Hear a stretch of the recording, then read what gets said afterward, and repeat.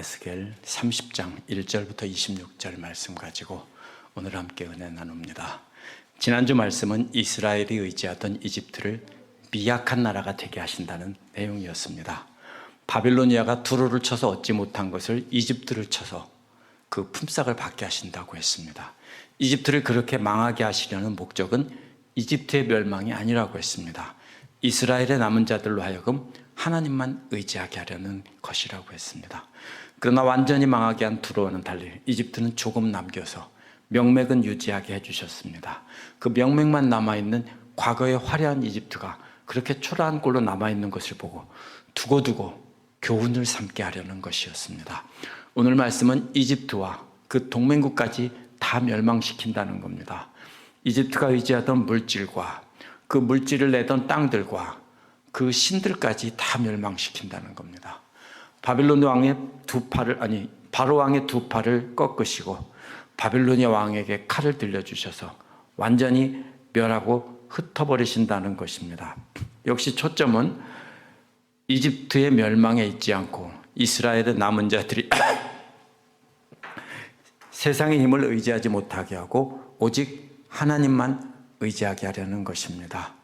1절부터 9절에 보면 이집트와 이집트의 동맹국들을 다 멸망시킨다는 내용이 나옵니다.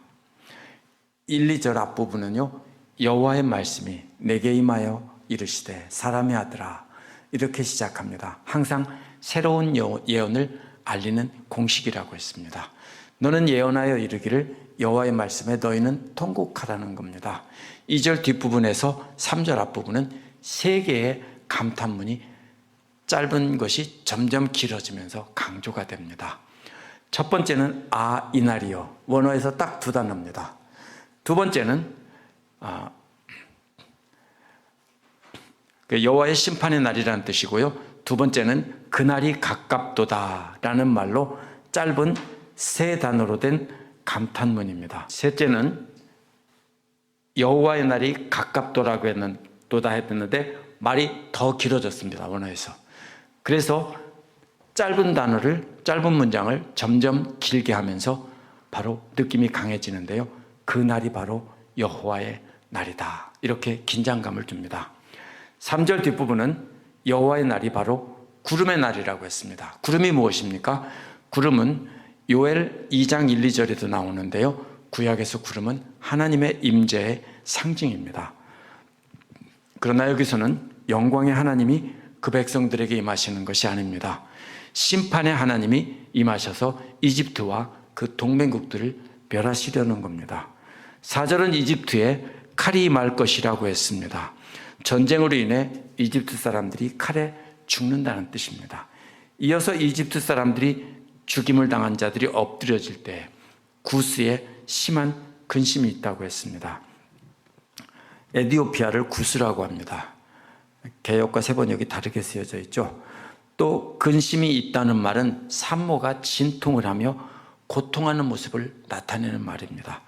구스란 이집트 이웃에 있던 이디오피아인데요.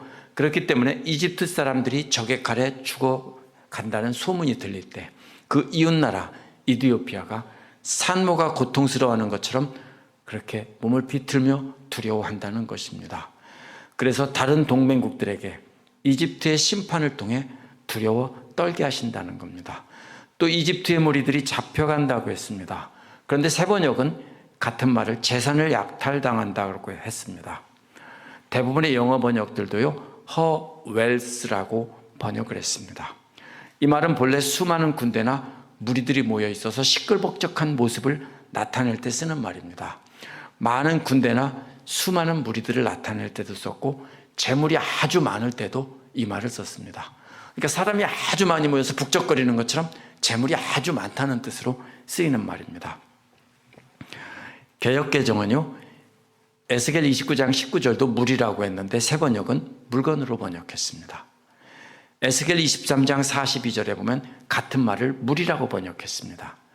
무리를 노예로 잡혀간다는 뜻일 수도 있고 무리는 수많은 재산이 약탈당한다는 뜻일 수도 있습니다.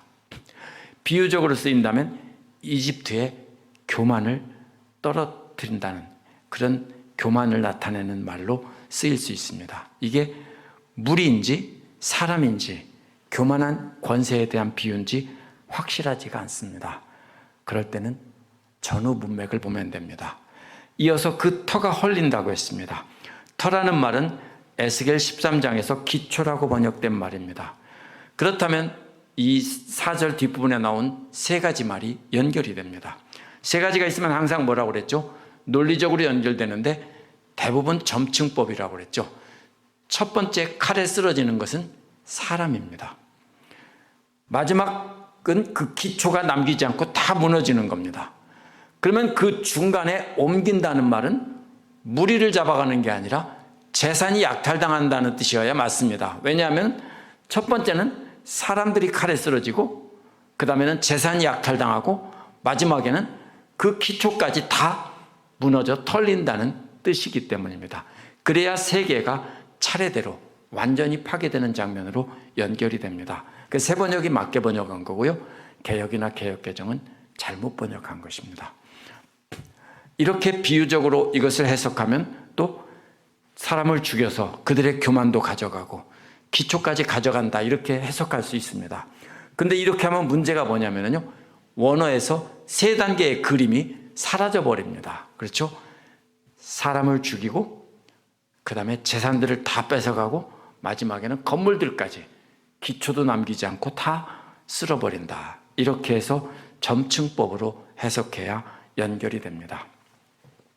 5절은 구스와 붓과 룻이 모든 백성, 섞인 백성과 굽과 및 동맹한 땅과 모든 백성들이 그들과 함께 칼에 엎드려진다고 했습니다. 구스는 앞에서 말한 에디오피아고요. 붓은 오늘날 리비아입니다. 룻은 소아시아에 있던 리디아입니다. 그래서 굽이 다른 나라를 가리킬 수 있다라고 말하는 사람도 있습니다. 그러나 70인역 구약 성서에서는 리비아로 되어 있기 때문에 그렇게 봅니다. 리비아일 수도 있고 아니면 리비아가 차지하던 영토일 수도 있습니다. 어쨌든 이게 다 어디냐면요, 이집트를 중심으로 이집트 주변에 있던 이집트의 동맹국들입니다. 주변 나라들까지 다 쓰러진다는 뜻입니다. 주변 나라들이 멀쩡하면 어떻게 되겠습니까? 이집트의 도움을 받았으니까 이집트가 어려움을 당하면 그 다음에 도와줘서 살려놓자 이러겠죠. 그래서 주변 동맹국들까지 다 쓰러뜨린다고 한 겁니다. 6절은 5절에서 여러 나라를 설명한 것입니다. 이집트를 지지하던 동맹국들이 모두 다 쓰러지는데 그래서 이집트의 교만도 함께 내려온다고 했습니다. 교만이란 높이 있는 겁니다. 아주 높아져서 높이 있는 건데 땅 밑에까지 내려오는 겁니다. 믹돌에서 수에네는요, 이집트 북쪽에 나일강하고 삼각주 지역에서 남쪽으로 나일강을 타고 상류로 거슬러 올라간 아스완까지입니다. 그래서 이는 이집트 땅의 모든 땅에 사는 무리가 전부 다 칼에 엎드려져 죽는다는 것입니다. 우리나라식으로 말하면 뭐라고 합니까? 백두에서 한라까지, 이런 말과 같은 겁니다. 백두에서 한라까지 다 쓸어버린다, 이런 말처럼 이집트 땅 북쪽 끝에서부터 남쪽 끝까지 다 쓸어버린다, 이런 뜻입니다. 모두가 다 칼에 엎드려진다는 겁니다. 주 여호와의 말이다라는 것은 반드시 이루어진다는 겁니다. 그 결과 7절은 황폐한 나라들과 같이 그들도 황폐하게 된다고 했습니다. 이 말은 정말로 말이 안 되는 말입니다. 이집트는 나일강으로 인해서 아주 비옥한 땅이었기 때문입니다. 세상에서 제일 비옥한 땅이 이집트 땅이고요, 걸음을 앉아도 해마다 걸음이 와서 저절로 쌓이는 그런 땅입니다. 그렇기 때문에 다른 나라는 다 가뭄으로 말라도 이집트는 항상 곡식이 풍족했습니다. 그래서 구약에서 야곱의 아들들도 굶어 죽게 되자 어디로 갑니까? 이집트로 가서 양식을 사오라고 하죠. 그런데 이러한 이집트가 사막이 된다는 것입니다. 완전 상전벽해이고 천지개벽입니다. 아마존 정글이 사막이 된다는 것과 똑같은 소리입니다, 오늘날은. 그런데 이러한 것뿐 아니라 이것은 농토죠. 근데 그 다음에 그들의 도시들도 황폐한 성읍들 중에 가장 황폐한 성읍이 된다는 겁니다. 농토만 사막이 되는 게 아니라 도시들도 다 망한다는 겁니다. 8절은 한 걸음 더 나가서 이러한 이집트에 불을 붙인다고 했습니다. 어떻게 됐습니까? 이제 그러면 기름진 옥토가 황량한 사막으로 변했는데 이번에는 불을 붙여서 그 남은 찌꺼기, 마른 나무, 풀들까지 다 태워 없앤다는 겁니다. 완전히 없어질 때에야 그들이 나를 여호와인 줄 안다는 것입니다. 4절에서요, 사람이 죽고 재물이 옮겨지고 기초까지 얼린 세 단계의 멸망이 이집트의 멸망의 모습이었는데요. 6절에서 8절도 역시 세 단계로 이해할 수 있습니다. 이집트의 높았던 힘이 내려오는 것이 첫 단계고요. 옥토가 사막이 되는 것이 두 번째 단계고, 그 다음에 세 번째 단계는 마지막에 불로 다 태워지는 것이 세 번째 단계입니다. 계속해서 이렇게 세 개를 나란히 설명하면서 이렇게 점점 더 이렇게 강하게 하고 있습니다. 높은 데서 내려오는 것은 별게 아니죠. 왜냐하면 내려왔지만 시간이 지나면 농토가 있고 비옥하면 다시 또 높은 데로 올라갈 수 있죠. 그러니까 내려오게 하고 그 다음에 농토를 다 사막으로 만들어버리고 마지막에는 불질러서 씨앗조차 나지 않게 다 태워버린다, 이런 뜻입니다. 9절은 그날에 사자들이 하나님 앞에 나와서 나일강을 타고 상류로 올라가는 모습입니다. 그래서 아무도 없는, 염려 없는 구스, 즉 나일강 상류에 살던 에디오피아 사람들을 두렵게 한다는 겁니다. 나일강 상류의 에디오피아는요, 사람들이 쳐들어가기도 어려운 곳이고 아주 평화스러운 곳입니다. 그런데 어떻게 올라요? 육지로는 갈 수가 없는데 배를 타고 간다는 겁니다. 그런데 그들에게도 심한 근심이 있다고 했는데요, 4절에 나온 근심과 같은 말이고요, 산모가 아이 낳을 때 고통스러워하며 두려워하는 모습입니다. 그런데 이 배가 어떤 배냐면요, 그 당시 이집트 사람들은 파피루스를 엮어서 만들었습니다. 오늘날 카누처럼 만든 겁니다. 파피루스라는 갈대를 엮어가지고 배를 만들어 타고 다녔습니다. 그런데 이것은 그 배가 아닙니다. 커다란 전함입니다. 군함입니다. 커다란 군함이, 한 번도 보지 못한 군함이 나일강을 타고 쫙 올라오는 겁니다. 그러면 에티오피아 사람들은 어떻게 했습니까? 한 번도 우리 땅은 적이 쳐들어올 수도 없고 쳐들어올 길도 없다라고 했는데 커다란 군함들이 쭉 수십 대가 수백 대가 몰려온다면 얼마나 두렵겠습니까? 그래서 뭐라고 말합니까? 9절 끝은 보라, 그것이 오고 있다, 이렇게 하면서 마칩니다. 그래서 지금 그곳까지 모든 동맹국들이 다 두려움에 떨고 있다. 이집트만 망한 것이 아니라, 이런 뜻입니다. 10절에서 19절은요, 이집트의 물질과 땅과 신들까지 다 없앤다는 겁니다. 또 10절에서 주 여호와가 말씀하신다라고 공식을 써서 시작합니다. 또 내가 또 바빌론의 느부갓네살 왕의 손으로 이집트의 무리들을 끊는다고 했습니다. 26장에서 두로를 완전히 멸망시킨다고 한 뒤에 26장 7에서 14절에 보면 느부갓네살이 많은 나라들을 이끌고 와서 완전히 멸망시킨다는 것과 이것이 같은 것입니다. 10절에서 이집트의 물이라는 말은요, 4절에서 물이라는 말과 똑같은 말입니다. 그런데 4절에서 제가 뭐라고 그랬죠? 사람, 재물, 터 이랬죠. 사람, 재물, 터. 근데 개역은 두 번째 재물을 갖다 뭐로 번역했냐면 물이라고 번역했다고 했죠. 근데 여기서 새 번역은요, 또 여기서 보면 물이라고 번역했습니다. 10절에 보면은 무리를 없애버리겠다 그랬죠. 근데 이게 앞에서는 재물이라고 번역한 말입니다. 영어의 많은 번역들도요, 물이라고 했습니다. 그런데 단어의 의미는요, 어떻게 정의됩니까? 사전의 의미로 알 수가 없어요. 왜요? 앞뒤에서 어떤 말로 쓰여졌는지 알아야 그 의미를 알 수가 있어요. 그렇죠. 같은 말이 다른 뜻도 많죠. 특히 이런 명사는 동사를 통해서 의미가 결정되는 겁니다. 이집트의 무리를 끊는다는 말은요, 에스겔에서 8번 나옵니다. 모두 다 어떤 경우에 쓰였냐면 교만이나 행동을 멈추게 한다는 때만 썼습니다. 음악을 그친다고 할 때도 썼습니다. 사람을 죽인다고 할 때는 한 번도 안 썼습니다. 30장 13절은 무가치한 것을 끊는다고 할 때 썼고요, 34장에서는 짐승들이 그친다고 할 때 썼습니다. 이사야 13장 11절에서도 오만을 끊는다고 했고요, 예레미야 7장에서도 기뻐하는 소리가 끊어진다고 할 때 썼습니다. 호세아 2장 13절에서도 명절을 폐한다, 끊는다고 할 때 썼습니다. 이 말이 쓰인 예를 구약 전체를 다 찾아보면요, 사람을 죽인다고 할 때는 한 번도 안 썼습니다. 명절이나 어떤 짐승이나 이런 여러 가지 음악 소리나 행동이나 이런 것을 멈추게 한다는 뜻으로 썼습니다. 그렇기 때문에 이것은 행동이나 태도가 사라지거나 음악이나 나라나 짐승들이 사라진다고 할 때 썼습니다. 그래서 이 말도 역시 어떻게 번역해야 되냐면요, 이집트 무리를 끊으리니가 아니라 이집트의 재산이 사라진다는 말로 해석을 해야 맞습니다. 11절을 보면 느부갓네살이 여러 나라 가운데서 가장 무자비한 군대를 거느리고 와서 그 땅을 멸망시킨다고 했고요, 10절에서 이집트의 모든 재산을 가져가고 11절에서는 멸망시킨다는 것입니다. 만약에 재산을 안 가져가고 멸망시킨다는 것은 말이 안 됩니다. 왜? 다시 일어나죠. 재산을 다 뺏어가야 거짓골이 되고 멸망하는 겁니다. 그래서 11절은 그 땅을 멸망시키는데 이집트의 경제를 회복불능으로 만든다는 겁니다.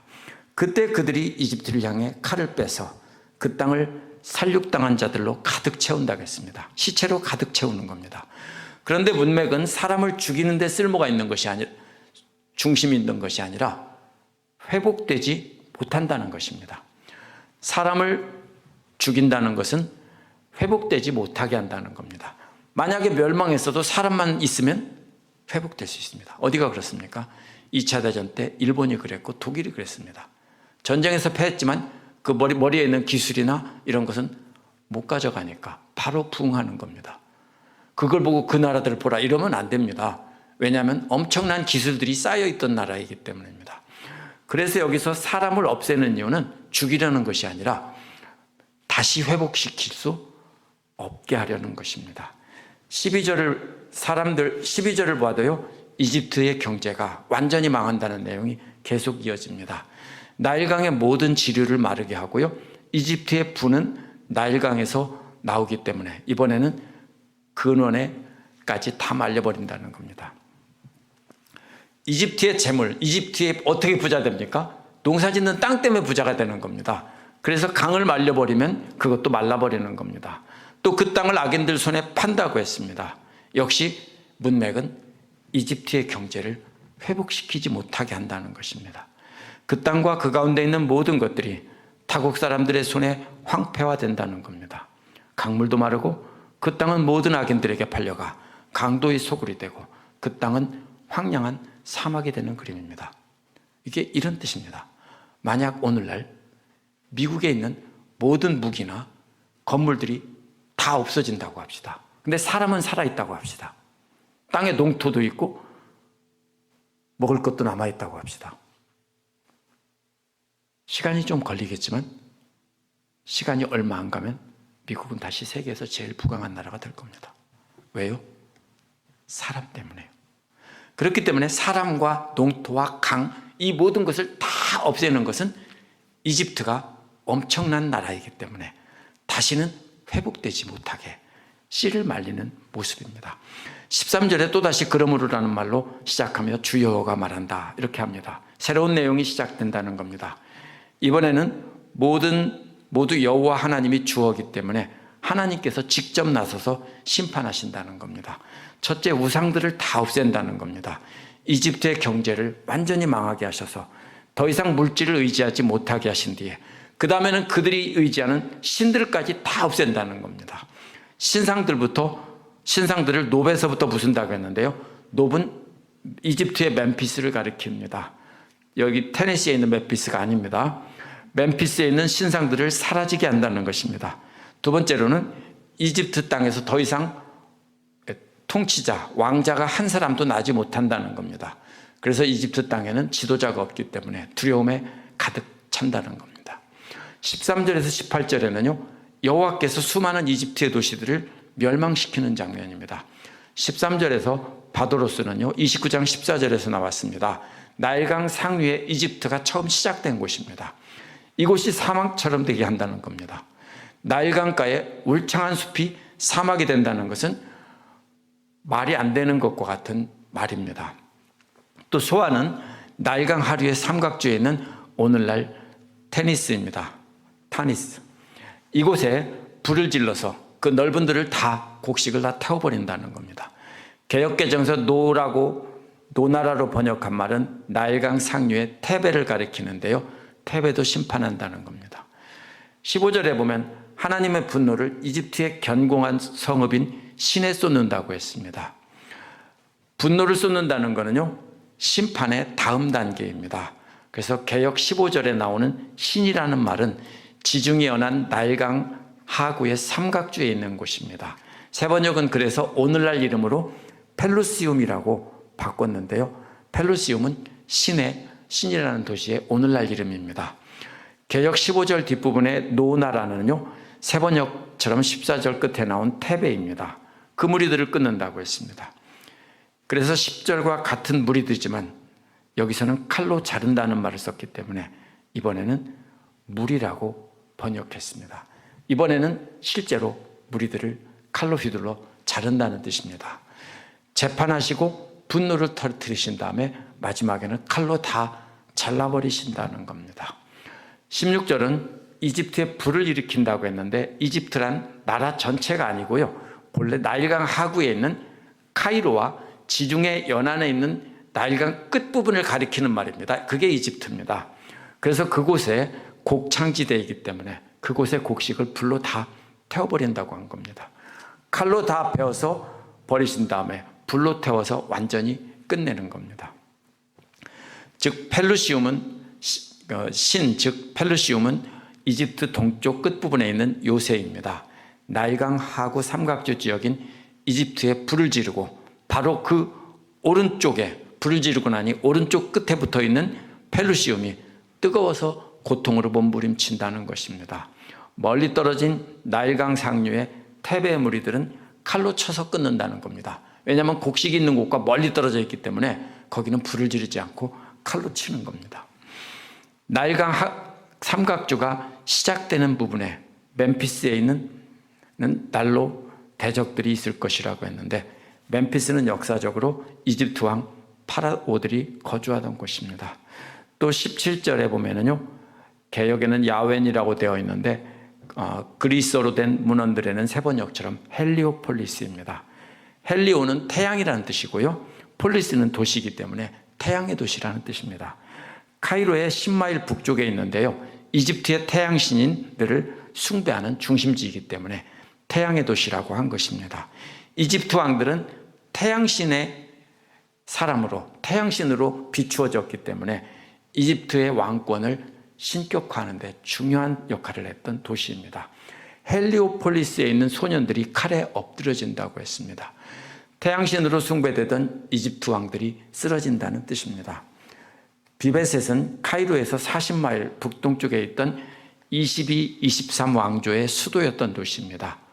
그 도시의 이름이 암사자인 바스텟의 집이라는 뜻입니다. 화강암으로 된 신전이 오늘날도 남아있어서요, 과거의 영화를 설명해 줍니다. 그 성읍의 주민들이 포로로 잡혀갈 것이라고 했는데 원어는 여인들이 포로로 잡혀간다는 겁니다. 그래서 이 여인들이 잡혀간다는 말을 암사자 여신을 숭배하는 축제와 연관을 짓습니다. 헬리오폴리스의 남신은 죽고 비베셋의 여신들은 잡혀간다, 이런 뜻입니다. 18절에 보면 드합 느헤스에서 날이 어둡다는 말이 먼저 나옵니다. 이것은요, 헤로도토스의 기록에 따르면은 사메티커스 1세가 아시아로부터 침입해오는 적을 막기 위해 요새를 건설하고 그리스 용병으로 이루어진 부대를 조직했다고 기록이 되어 있습니다. 언제 날이 어두워지냐면요, 하나님께서 이집트의 멍에를 꺾으실 때입니다. 빽빽한 구름 가운데서 임하시기 때문에 어두워지는 겁니다. 이집트를 심판하기 위해서 임하실 때 드합 느헤스가 어두워진다는 겁니다. 그날 그 성읍의 딸들은 포로가 된다는 겁니다. 그래서 19절은 하나님께서 이집트를 이렇게 심판한다는 겁니다. 결국 복잡하지만요, 여러 지명이 나오지만 몽땅 다 심판한다는 뜻입니다. 20에서 26절은 바로왕을 두 팔을 꺾으시고 완전히 멸하시고 흩어버린다는 내용이 나옵니다. 20절은 날짜에 대한 정보로 시작합니다. 여호야긴이 포로로 잡혀간 지 11년째 되는 해는 기원전 587년 첫째 달 일곱째 날은 4월 29일입니다. 여호와의 말씀이 에스겔에게 임했다는 겁니다. 새로운 예언입니다. 사람의 아들아 라고 부르면서 이집트 왕 바로의 팔을 꺾었다고 했습니다. 꺾었다는 말은요, 그냥 부러뜨렸다는 게 아니라 완전히 부러뜨려서 나무를 딱 꺾듯이 부러뜨렸다는 뜻입니다. 이집트 벽화를 보면요, 이집트 왕들이 대적을 머리를 잡고 몽둥이로 쳐 죽이는 그림이 오늘날도 남아 있습니다. 이집트 왕의 팔이란 대적을 정복하는 도구를 상징합니다. 그런데 하나님께서 그 팔을 부러뜨렸을 뿐 아니라 치료를 위해 붕대를 싸매지도 못하게, 약을 바르지도 못하게 했다는 겁니다. 다시는 칼을 잡지 못하게 된 겁니다. 이집트의 왕의 바로를 팔을 꺾으신 것은 이집트 왕이 바벨론 왕으로부터 구해주기를 바라는 이스라엘 사람들의 소망을 꺾은 것입니다. 그래서 22, 23절은 이집트 왕의 팔을 꺾은 것이 과거에서 미래의 시제로 바뀝니다. 이집트가 곧 멸망할 것을 나타낸 것입니다. 22절은 또다시 여호와께서 말씀하신다라고 하면서요, 여호와께서 이집트 왕을 대적하고 두 팔, 곧 성한 팔과 이미 꺾어서 그 칼이 손에 떨어지게 한다고 했습니다. 그러니까 이미 꺾어진 팔뿐 아니라 다른 쪽 팔도 꺾어서 칼을 짚지 못하게 한다는 것입니다. 무슨 말입니까? 팔 한쪽이 꺾어지니까 이집트 왕은 칼을 다른 손으로 옮겨 잡았다는 것인데 그 칼마저 꺾었다는 겁니다. 그래서 이것은요, 한쪽 팔을 부러뜨리자 다른 쪽으로 옮겨 잡았는데 그 팔마저 부러뜨린 것입니다. 그래서 23절에 보면 그렇게 패하게 하셔서 이집트 사람들을 문나라 가운데 흩으신다는 겁니다. 또 땅들 가운데 해치신다는 겁니다. 그래서 이집트 사람들은 왕이 두 팔이 꺾이자 전 세계에 흩어져 버리는 것입니다. 24절에 보면 반대로 바벨론 왕의 팔은 견고하고 내 칼을 그 손에 넘겨준다고 했습니다. 그 칼은 여호와의 칼이라고 했기 때문에 여호와 하나님께서 휘두르던 칼을 그에게 넘겨준 것입니다. 어쩌면 바로의 왕의 손에서 뺏은 것을 주셨는지도 모릅니다. 그러나 반대로 바로의 팔을 부러뜨리셔서 바로가 바벨론 왕의 앞에서 신음하기를 죽게 상한 자처럼 한다는 겁니다.